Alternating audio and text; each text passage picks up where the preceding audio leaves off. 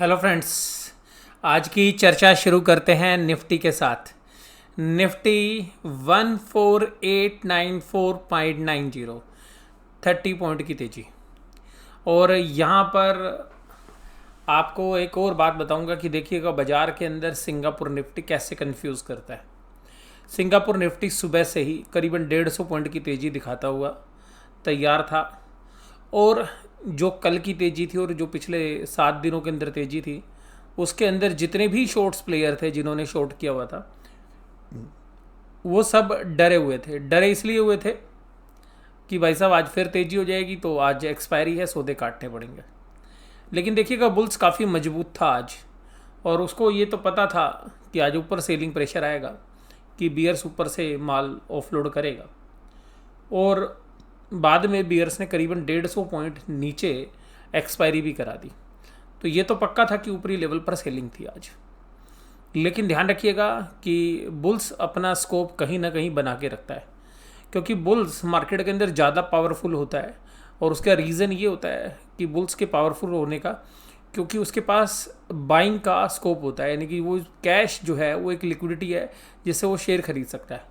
लेकिन सेलर के पास केवल लिक्विडिटी नहीं चाहिए, उसको शेयर्स चाहिए बेचने के लिए। तो अगर शेयर्स नहीं होते हैं तो जो लोग बिल्कुल ब्लैंक शॉट मारते हैं, तो उनका रिस्क हमेशा बुल्स के सामने ज़्यादा रहता है। तो बुल्स अपना कैश डाल के बाज़ार को ऊपर कर सकता है। लेकिन फिर भी बियर्स ने आज ऊपर से मार्केट को नीचे किया। और अभी तक जो रुझान हमें मिल रहे हैं एग्जिट पोल के, उसके अंदर जो बंगाल मेन स्टेट है, उस स्टेट के जो रिज़ल्ट है वो जर्नली इम्पैक्ट कर सकते हैं कल की स्टॉक मार्केट के ऊपर। और अभी तक जो रुझान है तो वहाँ पर बीजेपी और तृणमूल कांग्रेस दोनों आमने सामने की टक्कर जो है बताई जा रही है एग्जिट पोल के अंदर। जो करीबन मैंने आधे घंटे से लेकर 45 मिनट पहले जो मेरे पास रुझान थे, उनके हिसाब से मैं आपके साथ बात कर रहा हूँ, जो भी मीडिया में उस समय चल रहा था। अब इन सभी के बीच में मैं आपसे अगर बात करूं कि अगर वहाँ पर ये नेक टू नेक होने की वजह से ये हो सकता है कि कल के जो बाज़ार हैं उसमें एक अच्छी फाइट देखने के लिए मिल सकती है, क्योंकि एक अनसर्टेनिटी जो है बंगाल इलेक्शन से संबंधित 1-2 दिन तो देखिएगा असर करती है बाज़ार के अंदर। तो सोमवार और कल के अंदर जो है एक मेन ट्रिगर ये पॉइंट हो सकता है। दूसरा पॉइंट क्या हो सकता है कल?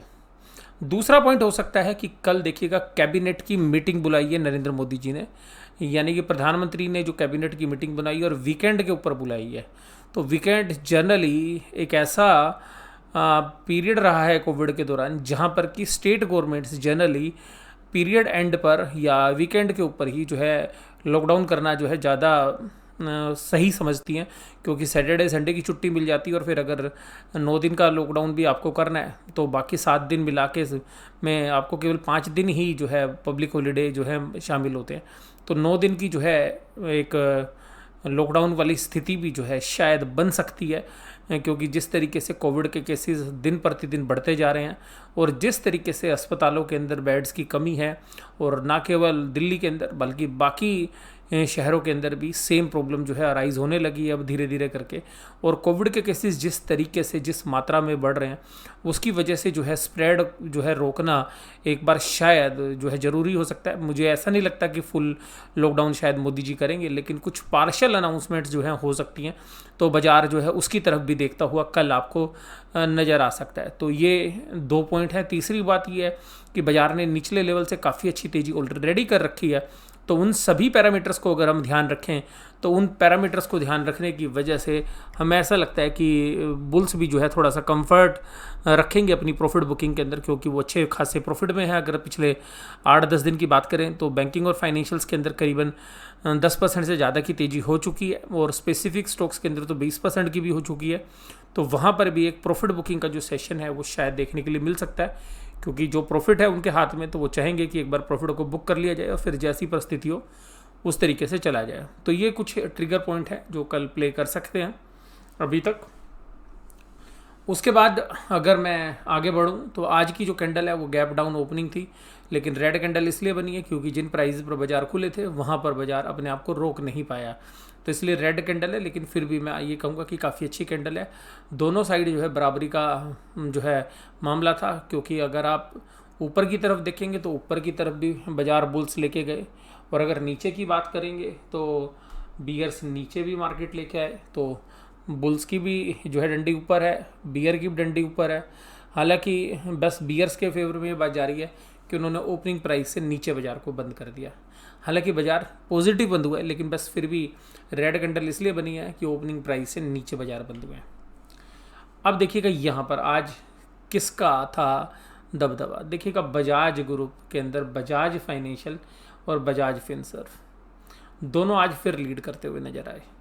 और बजाज फाइनेंस के रिजल्ट के बाद 2 दिनों के अंदर एक अच्छी खासी तेज़ी जो है हो चुकी है बजाज फाइनेंस के अंदर। तो आज की तेज़ी और बजाज फिनसर्व की तेज़ी दोनों जो है ये बता रही हैं कि अभी हम मजबूत हैं। और इसके अलावा अगर आप देखेंगे कि रिलायंस भी आज 2000 के ऊपर बंद हुआ, टाटा स्टील, तो मेटल्स तो काफ़ी तेज़ी से खींचे हुए हैं, क्योंकि आज फाइनेंशियल साथ नहीं दे रहे थे। तो बुल्स को उन्हीं शेयर्स को पकड़ना था जहां पर की मोमेंटम बरकरार है, या जो कि हैवी वेट्स हैं और जो नीचे हैं। तो उसमें देखिएगा रिलायंस उनको सबसे उचित लगा, तो वहाँ से आपको एक तेज़ी देखने के लिए मिली। और फाइनेंशियल्स आज हल्के से ठंडे पड़ते हुए नजर आए। हालांकि फ्लैट रहे, बैंक निफ्टी आज फ्लैट था, लेकिन फिर भी देखिएगा HDFC ने 6 पॉइंट का, HDFC बैंक ने 1.68 का, SBI ने 1.42 का, तो 3 फाइनेंशियल्स, फिर L&T ने 1.93 और आइसर यहाँ से आपको एक वीकनेस देखने के लिए मिली। उसके बाद अगर हम चर्चा करें कि यहाँ पर आगे जो है बैंक निफ्टी के अंदर क्या रहा, तो बैंक निफ्टी की चर्चा हम करेंगे, लेकिन बैंक निफ्टी से पहले एडवांस डिक्लाइन रेशियो देखिएगा एडवांस डिक्लाइन रेशियो आपको ये बताती है कि किस में कितना है दम।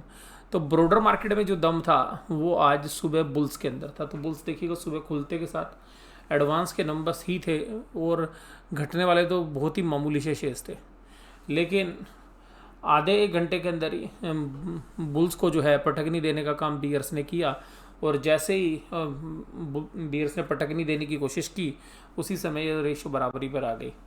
उसके बाद जो है बियर्स के इस दाव के बाद जो है थोड़ी घबराहट तेजी करने वाले लोगों के अंदर हुई, और ब्रोडर मार्केट में घटने वाले शेयर्स एकदम बढ़ते रहे। लेकिन फिर धीरे धीरे कॉन्फिडेंस लौटा, और दोपहर में दोनों फिर नेक टू नेक हो गए।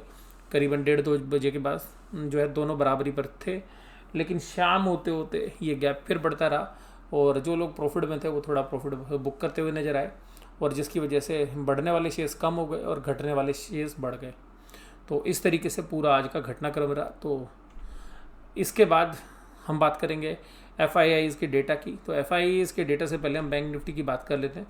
बैंक निफ्टी आज कहाँ रहा, तो बैंक निफ्टी के अंदर आज 8.3%, 8.3 और 0.02%, बहुत ही कम आपको ऐसा देखने के लिए मिलेगा कि निफ्टी बैंक की ऐसी क्लोजिंग। और उससे भी खास चर्चा मैं अब आपके साथ करूँगा। देखिएगा ये है वो पॉइंट्स टेबल जो कि 8 पॉइंट को बयां कर रही है। आप इतने दिनों से एनालिसिस देख रहे हैं, यहाँ पे बैंक सेंचुरी मारते हैं, डबल सेंचुरी मारते हैं, ट्रिपल सेंचुरी मारते हैं, कभी पॉजिटिव साइड कभी नेगेटिव साइड। आज ऐसा हुआ किसी ने भी 10 रन नहीं बनाए, किसी ने भी 10 रन भी नहीं बनाए। तो कभी कभी होता है ना, इंडिया की पूरी टीम 70-80 रन पे ऑल आउट हो जाती है, और वही इंडिया की टीम जो है 2020 में 250 रन लगा देती है। तो सिंपल सी बात यह है कि कभी कभी ऐसा भी होता है कि जो है बैंक निफ्टी के सारे स्टॉक्स, चाहे पॉजिटिव साइड चाहे नेगेटिव साइड, सब 10 से नीचे थे। 10 छोड़ो, 8 से नीचे थे। तो 8 पॉइंट की भी तेजी किसी की वजह से नहीं हुई, 8 पॉइंट से ज़्यादा की गिरावट किसी की वजह से नहीं हुई। तो देखिएगा आज एक्सिस बैंक की वजह से 7.72, इंडसइंड बैंक की वजह से 2.17, बंधन बैंक की वजह से 1.3, IDFC फर्स्ट की वजह से 0.21 और ICICI बैंक की वजह से 0.15। ये टोटल तेजी करने वाले थे। इतना तो जो है सबसे फिसड्डी शेयर होता है ना, वो कर देता है, लेकिन आज सबका मिला के इतना ऐसे गिरने वालों में है। SBI की वजह से 7.99, HDFC बैंक की वजह से 5.31, कोटक महिंद्रा की वजह से 2.86, AU स्मॉल फाइनेंस की वजह से 1.7 और PNB की वजह से 1.41। और आज जो है सारा दारोमदार जो था वो बुल्स और बियर का, वो HDFC बैंक ICICI बैंक के इर्द गिर्द घूमता हुआ नजर आया। और कोटक महिंद्रा बैंक क्योंकि 2-3 दिन से तेजी कर चुका था, उससे पहले 2-3 दिन लगातार मंदी की थी, तो आज ऊपरी लेवल पर कोटक महिंद्रा को बेचने वालों की कमी नहीं थी, और ऊपर जो है जैसे ही ये जा रहा था कोटक महिंद्रा, उसको टिकने नहीं दिया जा रहा था। उसके बाद कैंडल कैंडल ये भी ठीक है, ऐसा नहीं है कि वीक कैंडल है, लेकिन फिर भी देखिएगा ऊपर भी गई और नीचे भी गई, तो सिमिलर टू निफ्टी है, बस इसमें फ़र्क ये है कि निफ्टी अपने आप को 30 पॉइंट बचा पाया मेटल्स और रिलायंस के दम पर, जबकि ये नहीं बचा पाया। अब देखिएगा निफ्टी बैंक 8 पॉइंट की तेज़ी, सुबह बहुत तेज थे और 34,287 पर बाजार को ले गए बुल्स, और ऐसा लग रहा था कि बुल्स आज तो पता नहीं कुछ और फिर कल की तरह कमाल करेंगे, लेकिन बियर्स ने कहा जी नहीं, आज हम कुछ और मन बना के आए हैं, और आधे घंटे के अंदर ही बाजार नीचे का रास्ता कर दिखाते हुए नजर आए। उसके बाद थोड़ा सा और उठा और फिर देखिएगा ये 300 तक की लाइन पर ले गए, यानी कि 33,304 का लो लगवा दिया है। और ये ऐसी स्थिति थी जहाँ पर कि बियर्स ये सोच रहे थे आज तो देखिएगा 33,000 तोड़ देंगे, लेकिन देखिएगा इतने दिनों से आप ये समझ सकते हैं कि बहुत ज़्यादा शॉर्ट्स बने हुए थे, और शॉर्ट कवरिंग के दम पे जो है बुल्स बाजार को कंट्रोल कर ही रहे थे, तो वो इतनी जल्दी छोड़ने वाले नहीं थे, और फिर उन्होंने फिर कमान संभाली। लेकिन दिन में 2 बजे फिर उन्होंने देखिए ऊपर से प्रोटेक्ट नहीं दी, और फिर दिन भर यहीं पे चलता रहा। और लास्ट के आधे घंटे के अंदर तो मैं नहीं कहूँगा, लेकिन लास्ट के 15 मिनट में देखिएगा बियर्स ने फिर दम लगाया, और जो लास्ट की जो प्राइस थे वो 33,660 के आसपास थे। हालांकि एडजस्टमेंट होते होते जो है ऊपर के प्राइस हुए, तो लास्ट के 10 मिनट के अंदर आज बियर्स ने फिर दम दिखाने की कोशिश की। ट्रिगर पॉइंट कल क्या हो सकते हैं वो तो मैंने आपके साथ चर्चा की। और आज देखिएगा 2 दिन से सरप्राइज़ हो रहे हैं, क्योंकि लगातार 5 दिन की सेलिंग के बाद कल बाइंग की थी एफआईज ने कैश में, और आज फिर बाइंग की थी। इसका मतलब ये है कि उन्होंने अपनी शॉर्ट्स पहले कवर कर ली थे, फिर अब 2 दिन जो है उन्होंने बाइंग की। और देखिएगा हेजिंग के लिए उन्होंने इंडेक्स को शॉर्ट कर दिया, और फ्यूचर्स के अंदर, स्टॉक फ्यूचर्स के अंदर वो प्लस कर रहे हैं, तो इंडेक्स को शॉर्ट कर रहे हैं। तो इसका मतलब वो अभी लगभग तेज़ी की तरफ आ गए हैं दोबारा से, लेकिन यहाँ से कुछ साफ पिक्चर अभी नहीं नज़र आएगी, क्योंकि ऐसा नहीं है कि स्टॉक फ्यूचर्स में बहुत बड़ी बाइंग है या इंडेक्स फ्यूचर्स बहुत ज़्यादा सेल है और कैश में बहुत बड़ी बाइंग है। तो अभी आज एक्सपायरी वाला दिन था, तो जो खबरें मैंने आपको बताई है शायद इसके इर्द गिर्द जो है बाजार आपको घूमता हुआ नजर आएगा। इंटरनेशनल मार्केट अभी थोड़ी सुस्त सी पड़ी हुई है, डाउ जोन्स भी ऐसा ही है, थोड़ा सा चलता है ऊपर की तरफ, थोड़ा सा थका हुआ सा लग रहा है। एक पॉइंट जो है वो आपको ध्यान रखना चाहिए, 68 के करीब जो है ब्रेंट क्रूड आ गया है, जो कि हमारे लिए एक सीरियस इशू हो सकता है, हमारी जैसी इकोनॉमी के लिए, इन्फ्लेशन के लिए। हालांकि अभी डिमांड तो नहीं है हमारे लिए, लेकिन फिर भी आगे चल के जो भी हमारी कंजम्पशन है उसमें काफ़ी रोल जो है पेट्रोल और डीजल के प्राइसेस का होता है, तो इन्फ्लेशन के अंदर वो भी इम्पैक्ट डालते हैं। तो आज की ये चर्चा यहीं पे समाप्त करते हैं। Thank you very much.